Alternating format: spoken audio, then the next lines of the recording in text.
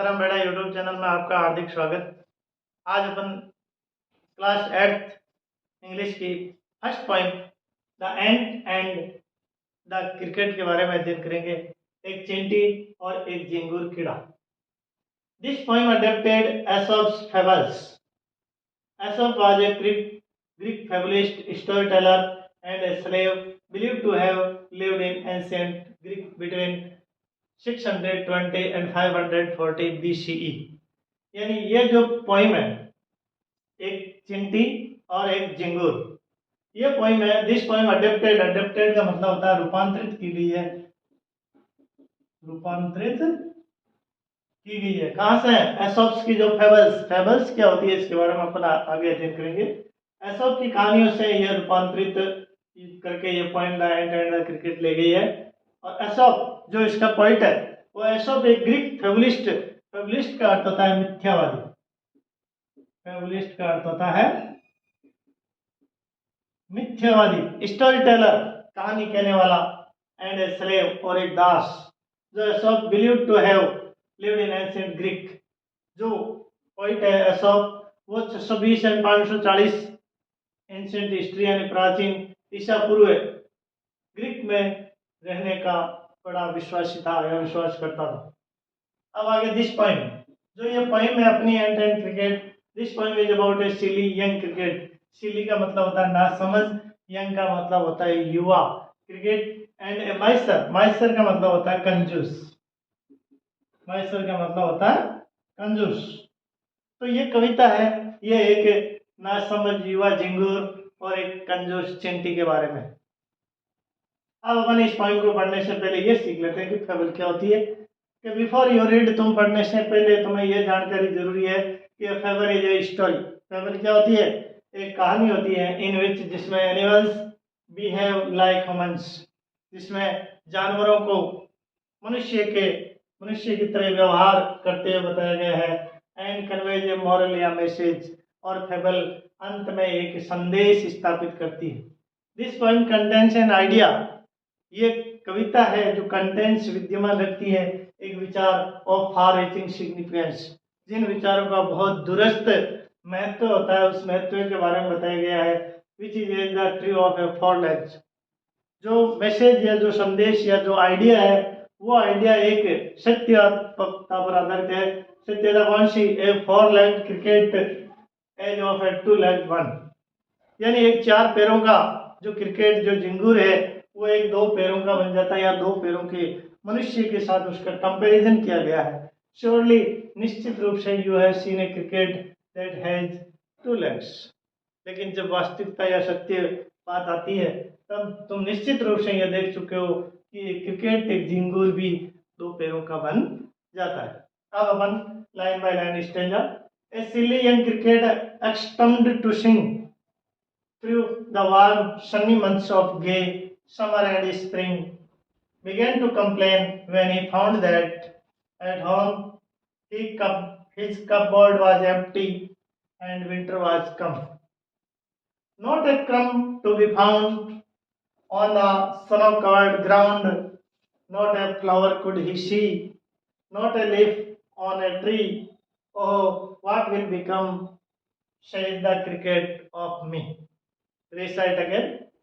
A silly young cricket, accustomed to sing through the warm sunny months of gay summer and spring, began to complain when he found that at home his cupboard was empty and winter was come. Not a crumb to be found on the snow-covered ground, not a flower could he see, not a leaf on a tree. Oh, what will become, says the cricket, of me? अब अपन इसके difficult word. सिल्ली का अर्थ होता है नासमझ, extern का मतलब होता है आदि होना, सन्नी का मतलब होता है धूपदार, गे यानी प्रफुल्लित, कपबोर्ड में अलमारी, क्रम ये भी साइलेंट है इसमें, क्रम का अर्थ होता है टुकड़ा, स्नो कवर्ड बर्फ से ढके हुए, लेफ पता, बिकम होना, सेज कहता है मी मुझे। अब अपन इसका लाइन बाय लाइन एक्सप्लेनेशन करते हैं कि एक silly young cricket extern to sing, एक नासमझ युवा झिंगुर आदी हो जाता है गाने का, यानी गीत गाने का आदी हो जाता है किस समय?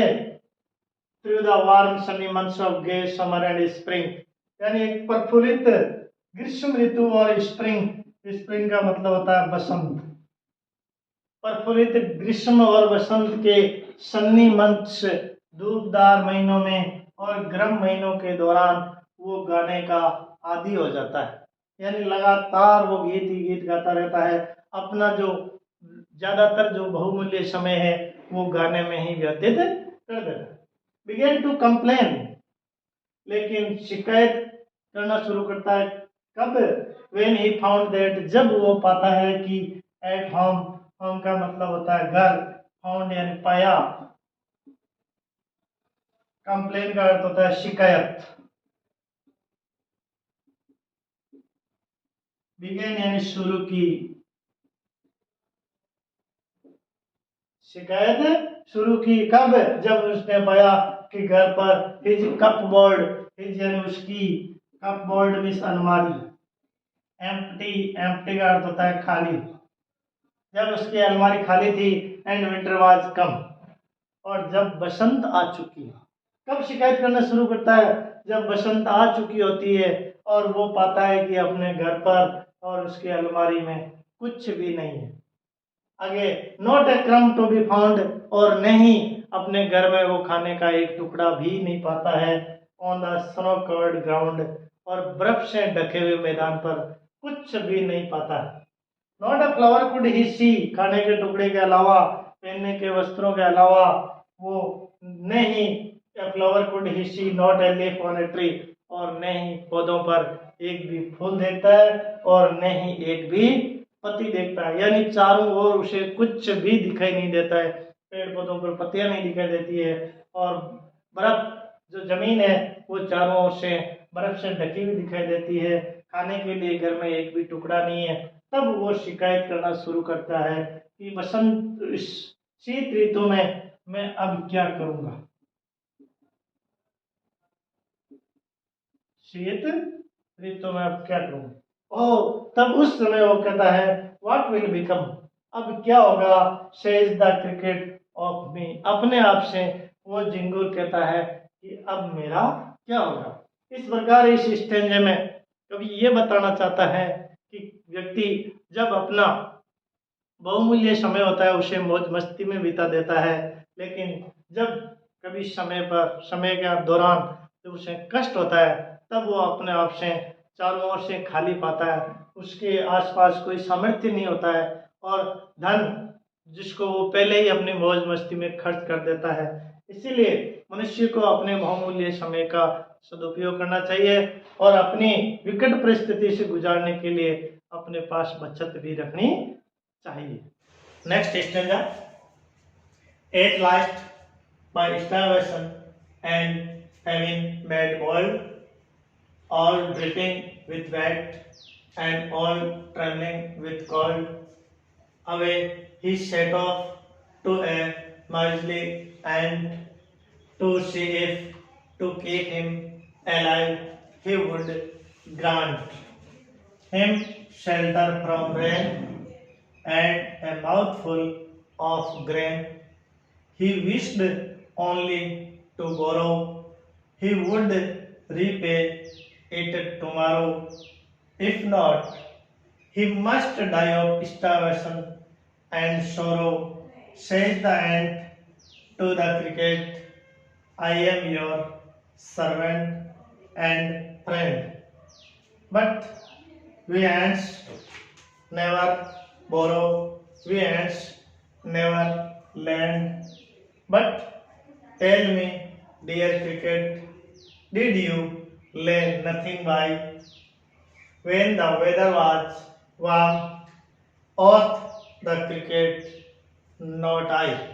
अब अपन in standard difficult word meaning शब्द और अर्थ, फेमिन अकाल, ड्रिपिंग तरबतर, ट्रेमलिंग कांपना, माइजली कंजूस, ग्रांट प्रदान करना, ग्रेन दाने, बोरो उधार लेना, इसका ऑपोजिट लैंड, उधार देना, रीपे चुकाना, सोरो दुख, नेवर कभी नहीं, ले बाय बचत करना, वेदर मौसम, वार्म गर्म, और कहा।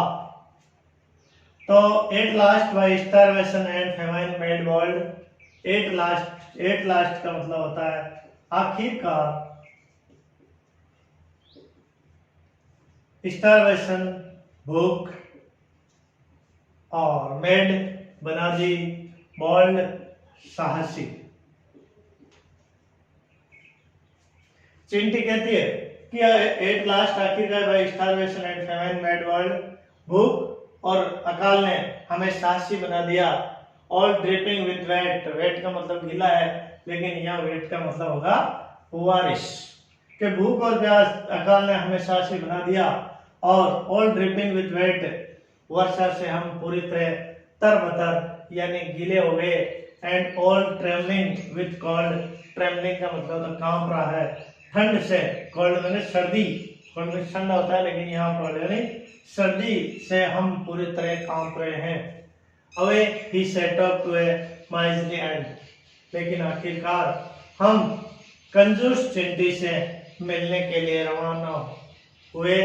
To see if, to see if का मतलब होता है उससे मिलने के लिए। अगर to keep him alive, keep का मतलब होता है रखना, हिम आया है झिंगुर के लिए, अलाइव का अर्थ होता है जीवित रखना। झिंगुर कहता है कि हमें उस कंजूस चिंटी के पास मिलने के लिए जाना है, अगर वो हमें टू कीप हिम अलाइव, हमें जीवित रख सके, तो he would grant him shelter from rain, shelter का मतलब होता है शरण प्रदान करना, शेल्टर का मतलब शरण प्रदान करना, और रेन का मतलब बारिश। झिंगुर कहता है कि अगर हम चिंटी के पास जाएं तो चिंटी हमें जीवित रख सके और वर्षा से हमें शरण प्रदान कर सकेगी।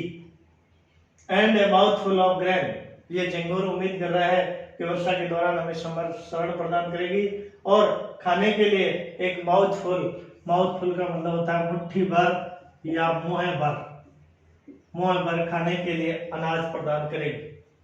He wished only to borrow, wished का मतलब होता है उसकी इच्छा है, उसकी इच्छा है। ही आया झिंगुर के लिए, झिंगुर कहता है कि he wished only to borrow, मुझे उधार लेने की इच्छा है, यानी मैं केवल उधार लेता हूँ। He would repay it tomorrow, और tomorrow का मतलब होता है कल, आने वाला कल, तो दूसरे दिन में इसे रीपे पुनर्भुगतान कर दूंगा।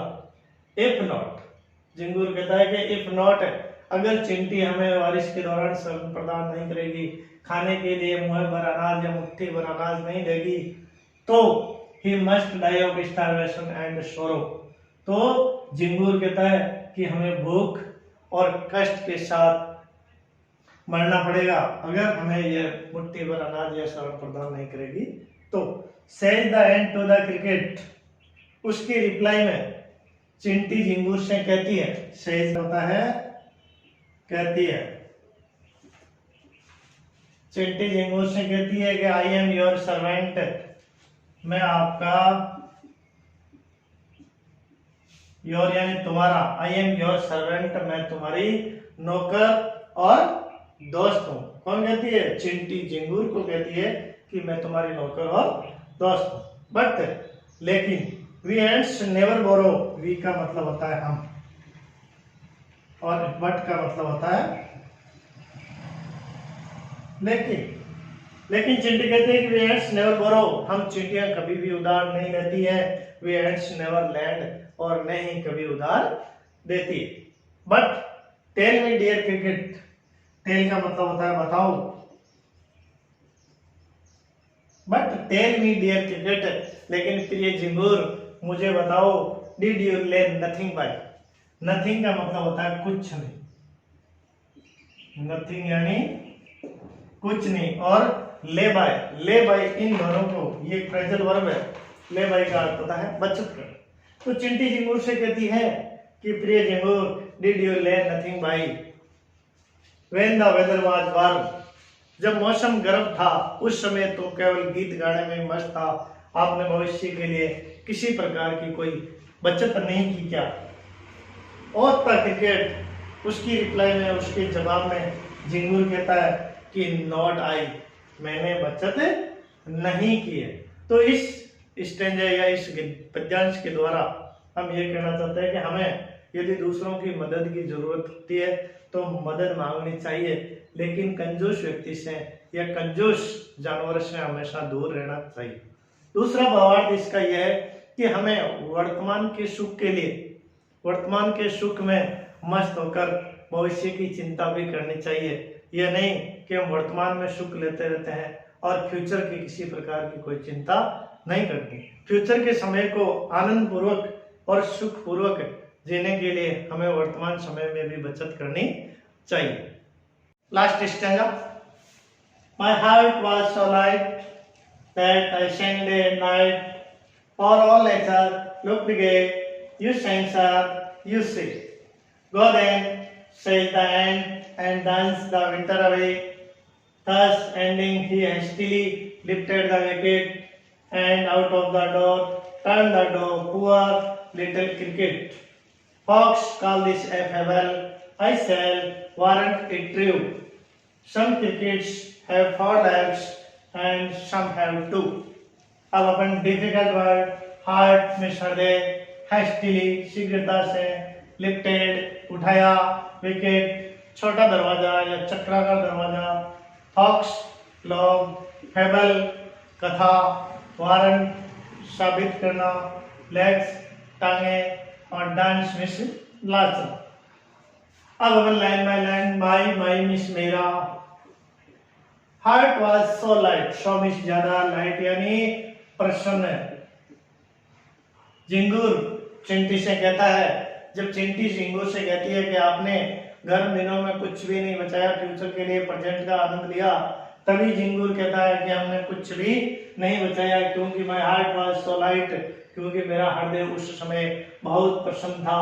That I sang day and night, इसीलिए कि मैं sang गाता रहा, गीत गाता रहा। डे एंड नाइट का मतलब है दिन रात, हमेशा दिन रात, उस समय में दिन रात रहा। फॉर ऑल नेचर गे का मतलब प्रसन्नचित्त,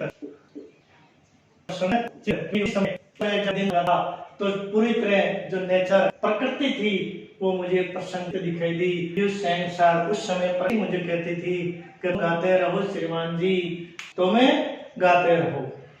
उसी समय चिंटी कहती है गो देन, तब जाओ, says the ant, चिंटी झिंगुर से कहती है तब जाओ, and dance the winter away, और नाच नाच कर उस सर्दी को दूर भगाओ। Thus ending, he hastily lifted his wicket.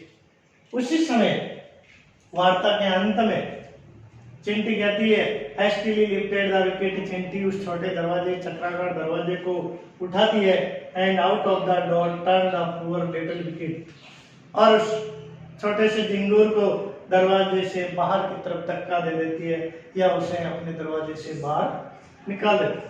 उसी में folks call this a fable, तो चिंटी और वो झिंगुर कहते हैं कि मित्र कहते हैं कि इसको फेबल कहें या को दूसरी चीज कहें, आई शैल वारंट इट ट्रू, तो कवि कहता है कि मैं इसे सत्यता के साथ, ट्रू यानी सत्यता के साथ साबित कर दूंगा। सम क्रिकेट्स हैव 4 legs, कवि कहता है कि कुछ झिंगुर के 4 टांगे हैं, एंड सम हैव 2, और कुछ झिंगुर के साथ 2 टांगे। तो इस स्टेंजे के द्वारा कवि यह स्पष्ट करना चाहता है कि हमें भविष्य की चिंता करनी चाहिए और वर्तमान की खुशी में भविष्य को नजरअंदाज नहीं करना चाहिए, और हमें हमेशा गरीबों की सेवा करनी चाहिए, गरीब व्यक्ति की सहायता के लिए हमेशा तत्पर रहना चाहिए, और गरीब व्यक्ति या जरूरतमंद व्यक्ति का कभी तिरस्कार नहीं करना चाहिए। अब अपन इस पॉइंट का जो सेंट्रल आइडिया है उसको समझ लेते हैं। This fable is about an ant and cricket, ये कविता एक चिंटी और एक झिंगुर के बारे में है। It is about their views related to the future, और ये अपने फ्यूचर भविष्य के दृष्टिकोण के बारे में यह दृष्टिकोण से संबंधित है। ऑन वन हैंड एक तरफ when the ant was busy collecting food, यानी एक तरफ जब चिंटी अपना भोजन संग्रह करने के लिए बिजी व्यस्त रहती है and storing for the winters, और गर्मी के दिनों के लिए अपने लिए खाद्य सामग्री को एकत्रित करती है, तब उसी समय द क्रिकेट वाज बिजी, तो झिंगूर किसमें बिजी रहता है? Enjoying his good times in the summer season, गर्मी की ऋतु में अपने अच्छे समय का आनंद लेने में मस्त है। He has no plans for his future, झिंगूर है वो अपना भविष्य के लिए कोई योजना नहीं बनाता है। He spend his time in the present, वो अपने संपूर्ण समय को वर्तमान में ही बिता देता है, भविष्य के लिए कोई बचत नहीं करता। When the winter comes, जब सर्दी आती है, the ant relaxed, उसी समय चिंटी है वो आराम महसूस करती है, and ate the food it had stored, और अपने लिए जो संग्रहित किया हुआ भोजन है उसको खाती रहती। While the cricket had nothing to eat, लेकिन उस समय झिंगूर के पास खाने के लिए कुछ भी नहीं है। The idea of the poem, इसी प्रकार से इस पोएम का जो केंद्रीय विचार है कि we should think about the future, कि हमें भविष्य के बारे में चिंता करनी चाहिए, and not just live in the present, लेकिन हमें वर्तमान समय को इसी प्रकार आनंद में नहीं बिताना चाहिए। तो इस प्रकार ये कक्षा 8 का एंट एंड झिंगूर यानी चिंटी और झिंगूर के बारे में ये एक कविता थी। अगर मेरा वीडियो आपको पसंद आए तो इसे लाइक, शेयर एंड सब्सक्राइब जरूर करें।